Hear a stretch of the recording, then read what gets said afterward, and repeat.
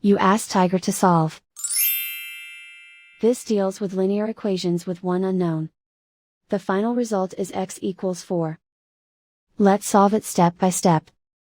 Group all x terms on the left side of the equation. Subtract 5x from both sides. Group like terms.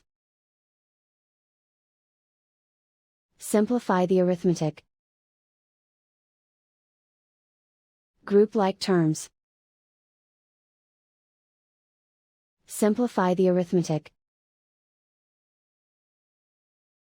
Group all constants on the right side of the equation. Add 5 to both sides. Simplify the arithmetic.